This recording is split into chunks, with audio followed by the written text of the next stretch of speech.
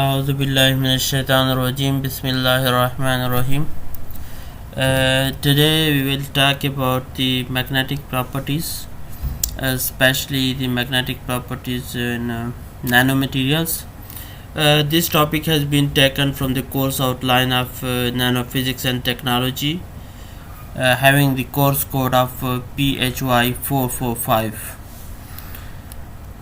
In this lecture we will basically concentrate on some basic points, that is actually the origin of magnetism in matter and the properties, how we measure, and we need to know how we measure the magnetic properties of the materials.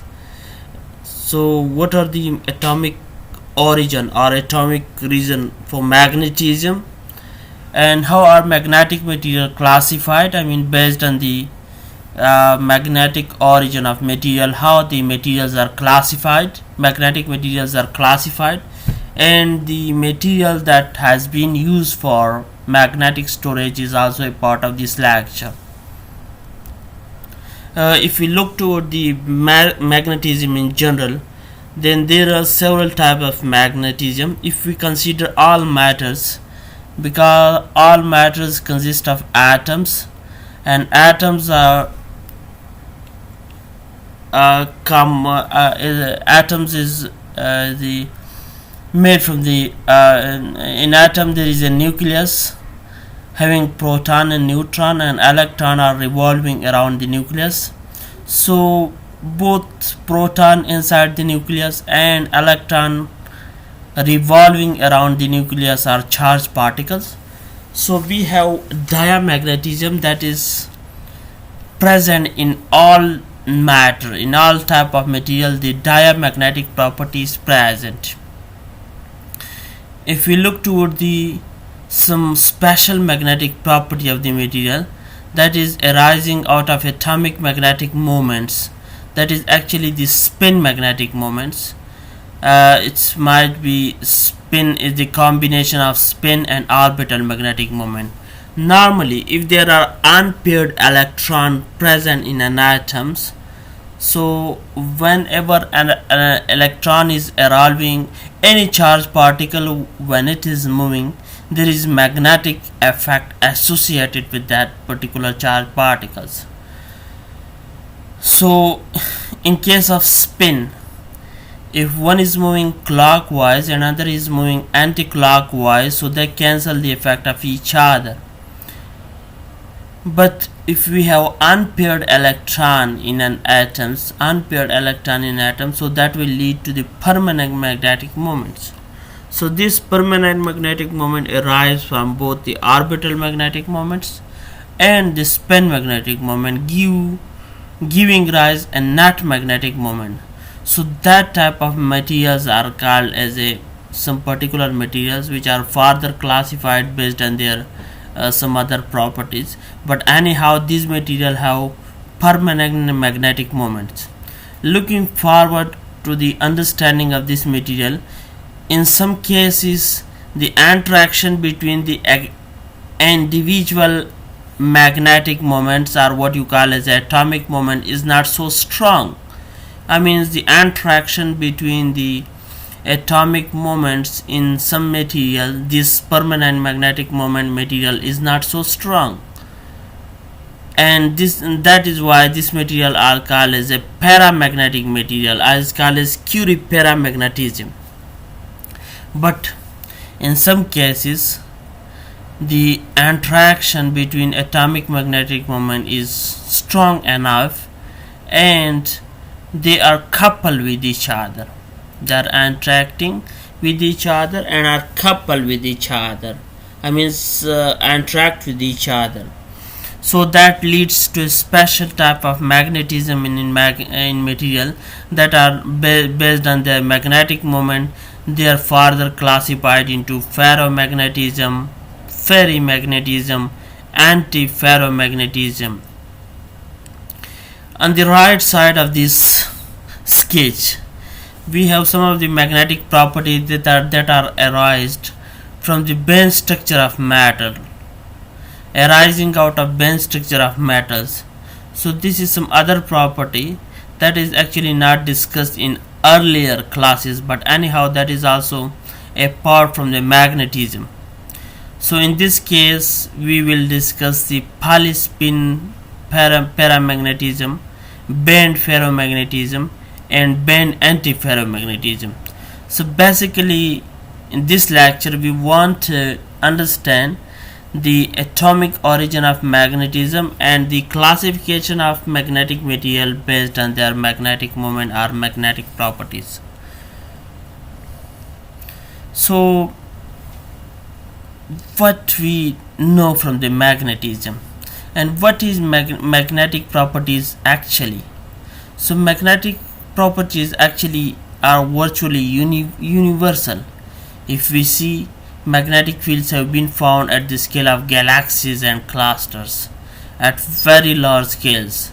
So there is a intrinsic magnetic moment that is present in Earth and its strength is about 1 G. Similarly, magnetic nanoparticles are found in some rocks and can be used for determining the Earth's magnetic fields.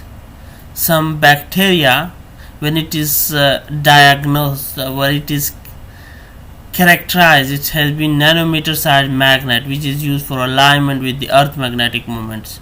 Many birds, just like pigeon, we know that is used to find its home.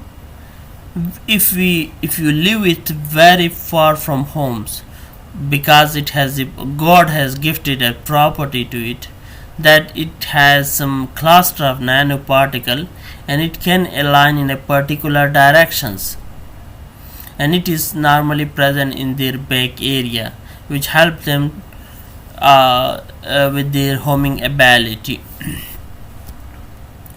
So how we can discuss the origin of magnetism? That is, one is the macroscopic ideas about the origin and one is the microscopic ideas about the origins. The microscopic idea deal with the charge current, while the macroscopic idea deal with the charge current, while the microscopic idea deal with the atomic scale. If we have a loop having area A that have a current I, then the intrinsic intensity of the magnetic field is given by the magnetic moment mu, directed from the north pole to the south pole, such as the magnitude of m is given by m is equal to Ia. So the magnetic moment is the measure of the strength of magnet and its ability to produce a magnetic field. So what are the important quantities magnetism? The first thing is the magnetic moment vector, that is represented by m or mu. That is actually the strength of the magnet. And the other is the magnetic field strength, that is called as magnetizing force. And it can measure the strength of the external external magnetic field that is applied on it to align the magnetic moment in specific directions. So the other is the magnetization, that are actually the alignment of magnetic moments or aligned magnetic moment per unit volume. It is measured in MA divided by M. So M measures the material response to applied magnetic field. So magnetization is induced by the external magnetic field. So the other property that is important to us and we need to know for understanding the magnetic property, that is the magnetic induction, or that is also called as magnetic flux density, which is the magnetic flux per unit area, and it is measured in the unit of Tesla or Weber per meter square. So B is the magnetic flux density inside the material. So other property what we need to know for the magnetic understanding of material is permeability, and permeability is a dimensionless quantity which is the ratio between the B and H. Similarly, magnetic susceptibility is also a dimensionless quantity, and that is the ratio between M and H.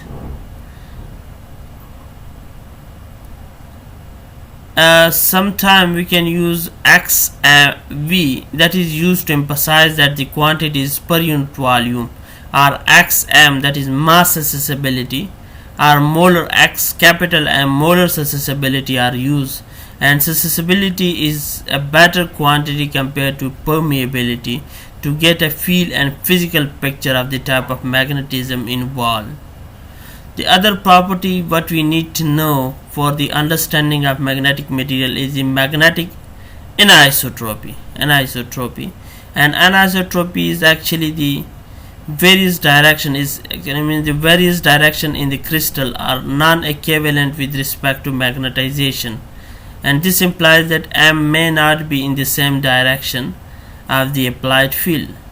So there are many contributions to this anisotropy, as we shall see later, that is crystalline, magnetocrystalline, or anisotropy being the prominent one.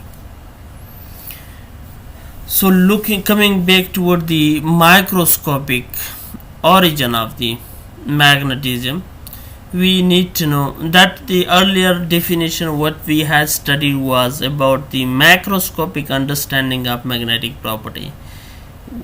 Coming toward the microscopic understanding of the magnetic property, we need to know the atomic origin of magnetic moment. That is actually the origin of magnetism at atomic scale. So we know that an atom which carry a proton and neutron inside the nucleus, an electron revolving around the nucleus, all these charged particles are moving or revolving. If you consider the nucleus is spinning, the neutron and proton inside the nucleus are moving in a particular shells, but if we compare its magnitude with the atomic magnetic moment, the nuclear magnetic moment is comparatively small. The electrons have two types of motion. One is the orbital motion and other is the spin motion. Both motions contribute to the magnetic moments. So these contributions are combined. So if it is non-zero, so it will give us to intrinsic magnetic moments. But if it is zero, we say this material have not any intrinsic magnetic moment. This is actually the classical way of looking at the quantum effect. So the nuclear spin, which is slow and has a small contribution to overall magnetic effect, but spin of electron and orbital motion of electron have the bigger contribution to the magnetic moment of that. So the magnetic moments due to spin is equal to the magnetic moment due to orbital motions in the Fuchs-Bohr orbit, and it is approximately expressed in terms of Bohr magneton, and Bohr magneton is could be expressed as a mu b or mb is equal to Eh divided by 4 pi m. All are constant quantity and its magnitude is equal to 9.27 multiplied by 10 to the power minus 24 am square. So understanding the magnetism further discuss the coupling between the spin, orbital and nuclear moments localized to an atom and their direct interaction with moments in neighboring atoms. Similarly, there is mediated interactions in which moments, the magnetic moments arising from attendant electron in the band of metal with the possibility of mediation of interaction via free electrons. There might be a super exchange where local magnetic moment interact with other local moments via the mediation of non-magnetic elements that are actually the super exchange, which is especially in the antiferromagnetism of M and O. So this is some of the example of the direct understanding of this magnetic moment. So how we can understand the diamagnetism, that is actually the property that is present or available in all materials. So this and how it could be arise. This magnetic property arise in response to an applied magnetic field, and hence there is no requirement for the atoms to have magnetic moments. This is a weak negative magnetic effect whose susceptibility is around 10⁻⁻⁵, and hence may be masked by the presence of stronger effect like ferromagnetism, even though it is still present. So a simplified understanding of the diamagnetic effect in a more classical way is based on lenses applied at the atomic scales. So what is the statement of the Lenz's law? It is that change in magnetic field will induce a current in a loop of electrical conductor, which tends to oppose the applied magnetic field. So is particularly in this case electron velocity is a function of the energy of electronic states. So what happened? The diamagnetic susceptibility is essentially independent of temperature, and a diamagnet tends to exclude lines of force from the materials. So if we consider a superconductor materials, then that is a perfect diamagnet because it excludes all magnetic lines of force. So all closed shells, all the material which have the complete outermost shells performs diamagnetic properties. Monatomic noble gases just like helium, neon, argon, krypton are diamagnetic. Similarly, polyatomic gases just like H2, N2, they are also formation of lead to the diamagnetic properties. So in all other material we have the diamagnet, but in general we need to know that all type of materials, irrespective of their outermost shells, they have the diamagnetic property. We need to know the paramagnetism, that is the other type of magnetism. If we come back or remind our first slide regarding the magnetism, then in this case this material have intrinsic magnetic moment, but the interaction, there was almost no interaction. A very weak interaction were present in between the two, in between the neighboring magnetic moment or atomic moments. So there are two distinct types of paramagnetism. One is that is arising when atoms or molecule has a net magnetic moments, and the other is that comes from the band structure, that is also called as polyspin or weak paramagnetism. So in all cases, if the net magnetic moments within the atoms or molecules does not cancel out the material, then the material is called as a paramagnetic. So again we want to remind that these material have intrinsic magnetic moment. Oxygen, for example, has a magnetic moment of mu is equal to 2.85 mu b per molecule. So a point to be noted here is that even if there are many electrons in the atom, most of the atoms cancel out, leaving a resultant of a few Bohr magnetons in response to an external field. So when a field is applied, two factors come into pictures. The first one is the magnetic moments are aligned due to the aligning force of the magnetic field, and the other is the disordering tendency. The disordering of the magnetic moments are possible with the help of temperatures. If we increase the magnitude of external magnetic field, the magnetic moment will align in a specific direction. But in other hand, if we remove or reduce the external magnetic field and increase the temperature, the increasing temperature will tend to disalign or disorder the magnetic moments in different directions. So the combined effect of these two factors is only partial alignment of the magnetic moment, and that is possible, and its susceptibility of magnetic material has a small value. For example, in case of oxygen, it is at 20 degrees C, it is 1.36 multiplied by 10⁻⁻⁶ meter cubic divided by kilogram. So further, it is classified, paramagnetic material are differentiated or classified into two. The first one is those which are always paramagnetic with no other details to be considered. The other are some of the ferromagnetic, and anti-ferromagnetic are also, they also behave like paramagnetic and heating, and there is a transition temperature where they can easily change from paramagnetic material to ferromagnetic material because of the effect of temperature. So magnetic alignments is always fighting against the disordering of temperature. While mass accessibility is independent of temperature for a diamagnetic, and for a general paramagnet, it follows the Curie-Weiss law, just like xm is equal to c divided by t minus theta, where xm is mass accessibility, c is the Curie constant, and theta is the unit of temperature.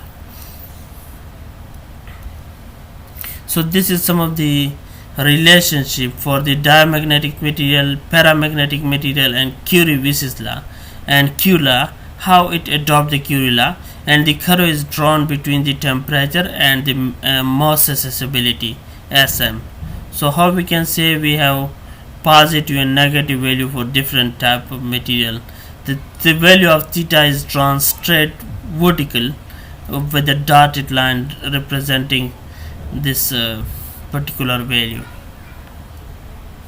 So we have ferromagnetic material. Ferromagnetic material are those material which have intrinsic magnetic moments, and that in some cases and there is strong attraction between these magnetic moments. So we have three type of ferromagnetic material. One is the ferromagnetic, other is the anti-ferromagnetic, and the third one is ferrimagnetic, depending on the nature and alignment of the magnetic moments. Two important ways to understand the ferromagnetic material in metals are: the first one is assuming that moments are localized to atoms. The second one is to use the band structure of metals giving rise to intrinsic electron. The former is conceptually easier and has been assumed as a molecular field theory and Heisenberg approach. So it should be clarified that at the outset that even in metals, most of the electron behaves as if they are localized, and the number of itinerant electrons could be small. So this is some of the property to explain it.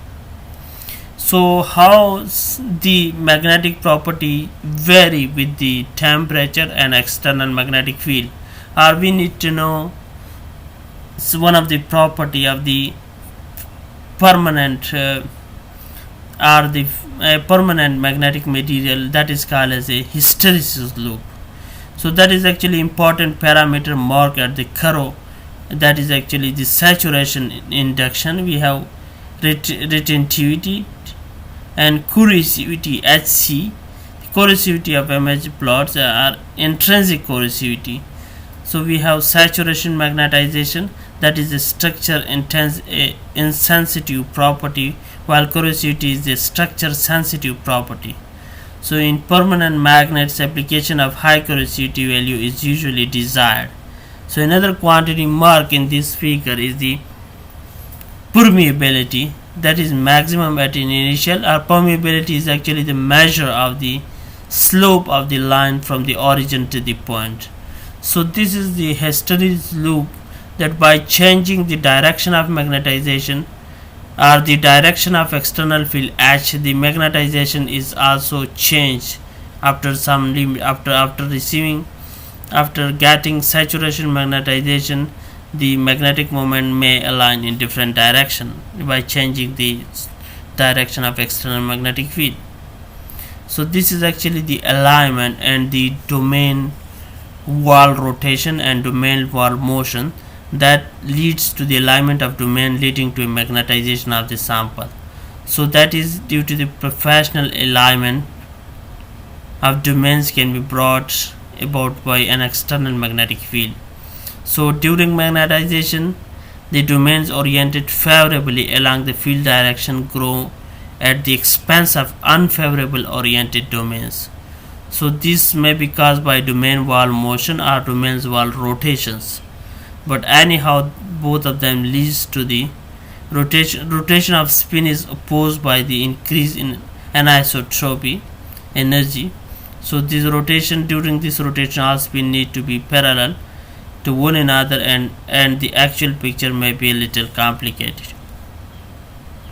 This is actually something mentioned in the domain walls motions. So the magnetic structure of a ferromagnetic materials consists of domains. So this is domain structure and the magnetization process. Actually the alignment of domain in a specific direction when an external magnetic field is applied. So domains are separated by domain walls. Broadly, two types of domains walls can be differentiated. One is called as black walls and other is called as Neal walls. So the names are given because of the scientists involved in understanding these walls. So this is actually the arrangement, and the total magnetization is the exchange of the particle that lead to the E total is equal to exchange plus anisotropy plus magnetoelastic plus external magnetic field, and all this contribute to the total magnetization, or the total energy can be written as the sum of four terms, and each of them contribute to give the total energy. So this is a response, a general thing, and response to a magnetic field that lead to the results of the the magnetic induction inside the materials, and the magnetic susceptibility is a general or the simple phenomenon of electron revolving around the nucleus or spinning around the nucleus, leading or creating the magnetic moments. And this is the ferromagnetic materials, or the arrangement of magnetic moments after the introduction of external magnetic field. This is the last slide regarding the magnetic storage, how we can use material for magnetic storage. It is important to know that the information is stored by magnetizing materials, just like we already know many application of magnetic storage in our daily life, just like that is used in magnetic field. We have magnetic disk where there is alignment, domain alignment, and detect the change. So and in various fields we can observe that magnetic domains are present. So this is something about the origin of magnetism and magnetic properties of materials. I hope we will discuss some other new things in the next lecture. Thank you very much.